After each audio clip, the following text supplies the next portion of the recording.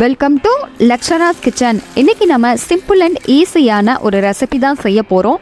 சீரக மோர். இது குறைவான பொருட்களை வச்சு ஒரு 5 நிமிஷத்தில் ரொம்ப ஈஸியாகவே செஞ்சிடலாம். சாதத்து கூட சேர்த்து சாப்பிடும்போது இதோடைய டேஸ்ட்டு ரொம்பவே சூப்பராக இருக்கும். இதை எப்படி செய்யலான்னு பார்க்கலாம். இது செய்கிறதுக்காக ஒரு பேனில் கொஞ்சமாக ஆயிலை சேர்த்துட்டு 1 டீஸ்பூன் அளவுக்கு சீரகம், 6-7 பல் பூண்டு, 2 வரமிளகாவை விதைகளை நீக்கிட்டு சேர்த்துக்கலாம். காஷ்மீரி மிளகாயாக இருந்தால் அப்படியே சேர்த்துக்கலாம்.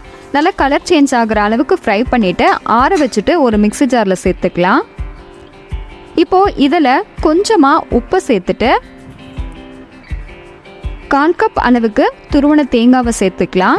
இது கூடவே 1 கப் அளவுக்கு கட்டியான தயிரை சேர்த்துட்டு தண்ணி சேர்க்காம கிரைண்ட் பண்ணி எடுத்துகிட்டு வந்துடலாம். இப்போது நம்ம கிரைண்ட் பண்ணதை ஒரு பவுலில் மாற்றிட்டு மிக்ஸி ஜாரில் தண்ணியை சேர்த்துட்டு இது கூட கலந்துக்கலாம்.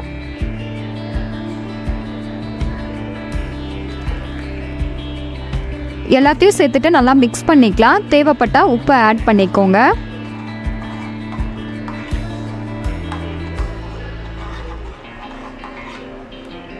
இப்போது இதில் கட் பண்ண கொத்தமல்லி இலைகளை கொஞ்சமாக சேர்த்துக்கலாம். இப்போது இதுக்கு ஒரு சூப்பரான தாளிப்பு கொடுக்க போகிறோம். அதுக்காக ஸ்டவ்வில் ஒரு தாளிப்பு கரண்டியை வச்சுட்டு ஆயிலை சேர்த்துட்டு 1 டீஸ்பூன் அளவுக்கு கடுகுளுந்தம் பருப்பை சேர்த்துக்கலாம். இது கூட 2 வரமிளகாவை சேர்த்துட்டு 1 கொத்து அளவுக்கு கருவேப்பிலை இலைகளை சேர்த்துக்கலாம். இது நல்லா மிக்ஸ் பண்ணிவிட்டு மோர் கூட சேர்த்துக்கலாம். ஒரு சூப்பரான டேஸ்ட்டில் ஜீரக மோர் ரெடி ஆகிடுச்சு. இதே மாதிரி நீங்களும் ட்ரை பண்ணி பாருங்கள். பிடிச்சிருந்தா லைக் பண்ணி ஷேர் பண்ணி கமெண்ட் பண்ணுங்கள். மறக்காமல் லக்ஷராஸ் கிச்சனை ஃபாலோ பண்ணுங்கள். தேங்க்யூ.